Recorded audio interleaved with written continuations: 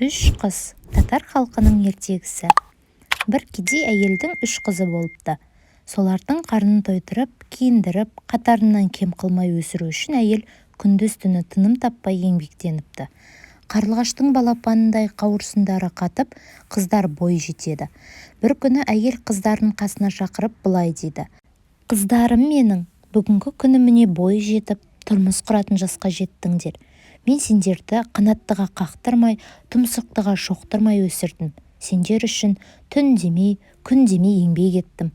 Ал енді өз теңдеріңді тапсаңдар, ақ батамды беремін. Менің көзімнің тірісінде тұрмыс құрыңдар» дейді.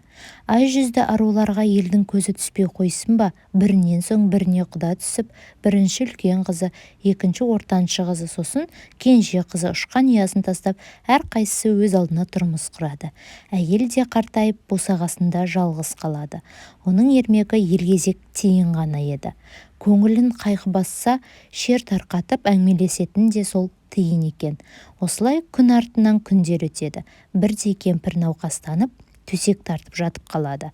«Досым Тиін, сен қыздарыма хабар жеткіз, көзімнің тірісінде бақұлдасып қалайын», дейді кемпір. Тиін ең алдымен кемпірдің үлкен қызына келіп, оның тілегін жеткізеді. «Армысың, үлкен қыз, мені саған анаң жіберді. Ол қатты науқастанып қалды. Қыздарыма хабар бер, көзімнің тірісінде бақұлдасып қалайын деді. Сізді анаңыз шақырып жатыр», дейді. «Қап, барар едім, бірақ мына қазанымды тазалап жатыр едім», дейді үлкен қызы қолы тимей, мұрнынан тіреліп жатқандай кейіп сөйлеп. «Сен қазаныңды тазалап алайын дейсің бе? Онда мәңгі бақи солардан айырылмай өт», дейді Тиін. Осыны айтқанда қыздың қолында қазан жерге түсіп, қызға тиіп кетеді де қыз үлкен тасбақаға айналып кетеді. Тиін енді ортаншы қызға жетіп, анасының хабарын айтады. «Армысың, ортаншы қыз, мені саған анаң жіберді. Ол қатты науқастанып қалды. Қыздарыма хабар бер, көзімнің тірісінде бақұлдасып қалайын деді. Сізді анаңыз шақырып жатыр», дейді. «Ойпырмай, анама қазір-ақ шауып жетер едім, бірақ жәрмеңкеге мата тоқып апаруға үлгере алмай жатқаным», деп күйінген сыңай танытады.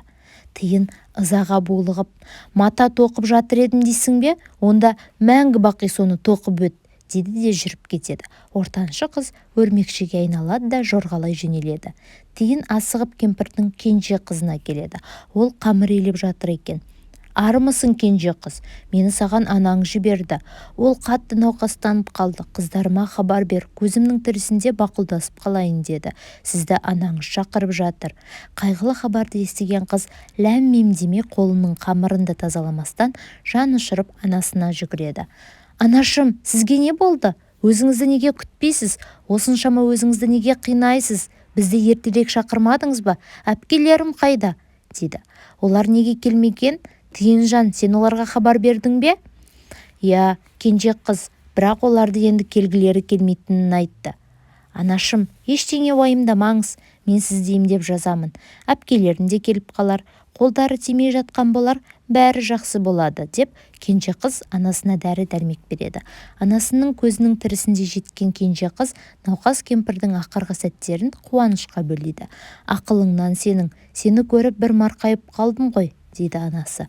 «Менің қадірлім, алтыным, адамзатқа әрдайым қуаныш әкелуші бол. Сонда адамдар сенің немере шөбереңді, ұрпағыңды ардақтайды», дейді Тиін.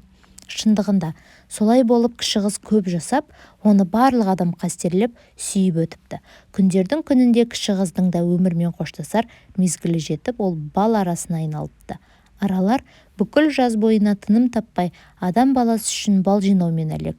Қай уақытта қарасаң да оның алдыңғы екі аяғы тәтті қамырға малулы.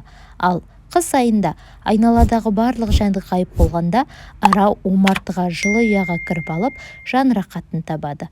Оянса, бал мен қант жейді екен.